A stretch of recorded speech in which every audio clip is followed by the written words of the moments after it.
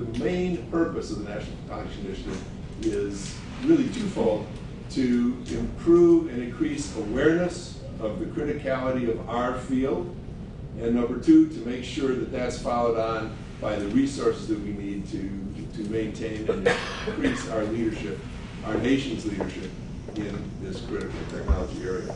So as Thomas said, the National Photonics Initiative Coordinating Committee has decided to parse this out into 4 separate critical areas. I'm going to talk about one of them. Tom mentioned all 4. And then Bruce, I think, will talk about it a little bit more as well. But, and Gary.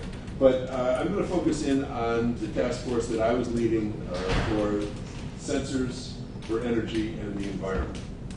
And it was really sort of a hard task force to lead because, number one, sensing and monitoring is a huge, huge field. There are sensors of all kinds for all kinds of things.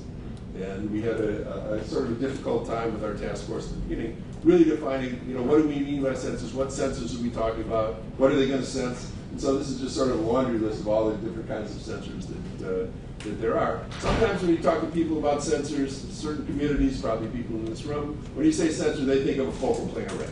Okay, that's the sensor. Certain other people in this room, when you talk about a sensor, it's a little tiny thing on the end of an optical fiber that can measure something. Other people think a sensor is nothing more than just a PIN photodiode. So what's a sensor? So what do we need to develop the sensors for this century that will help energy and the environment? We need novel optical materials. There's a real problem now in downhole sensing of what is being produced. There is no good way to get light deep enough into the earth to actually make on-site spectrochemical measurements. The oil and gas industry still relies on drawing samples out or waiting to see what comes up the pipe and then figuring out whether or not they come from the right area, whether that they've got brine or sweet crude or sulfurous fuel. It's a huge problem. There are not suitable materials either for transmitting the light or for actually efficiently creating that light. So exotic light sources and detectors. In communications, everybody knows that 1550 is the wavelength to use because that's where glass is the clearest. But it doesn't turn out to be a very convenient wavelength for doing chemical measurements or other kinds of measurements, in fact, because in many cases, you can't detect things with those wavelengths. So exotic light sources, unusual wavelengths, very important for sensing and monitoring for these energy and environmental applications. And finally, new methods for imaging geophysical properties through complex media. I talked a little bit about remote sensing. Certainly, LiDAR and its cousin LADAR, which is, LiDAR is, LiDAR and LADAR are both remote sensing technologies, LiDAR being one where you can measure chemical properties, one where LADAR where you can actually look at physical properties. So what the task force came up with as a recommendation was that each of these 3 critical needs, which I will point out are keyed to a report that came out of the President's Council on Science and Technology, OSTP's Fast Track Action Committee on Optics and Photonics. Each of these 3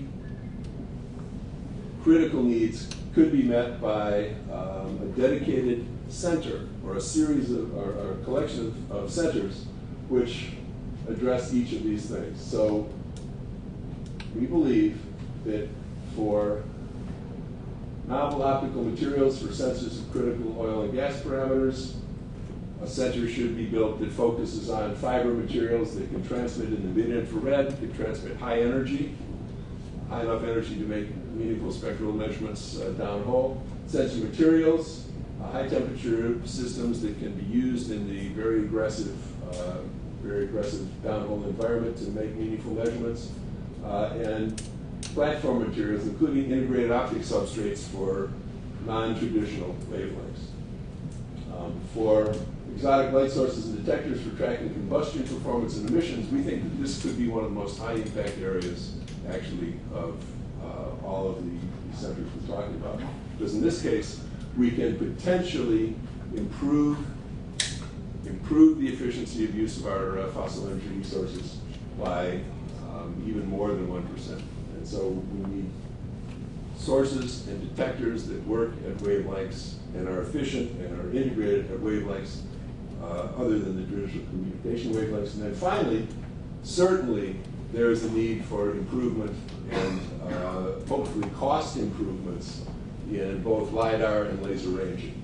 And I think that on this score, this will have implications far beyond energy and environment, but certainly will be very important for discovery and utilization of our energy resources. So I was assisted on my task force by lots and lots of people. This is really just a list of key people that were on the committee. We had about 25 different organizations that provided us with input. These are the folks who helped me cobble together the Capstar concept and are working with me on the final version of the task force's white paper. And I am still soliciting suggestions and input and comments from you folks here, so please help me. Thank you.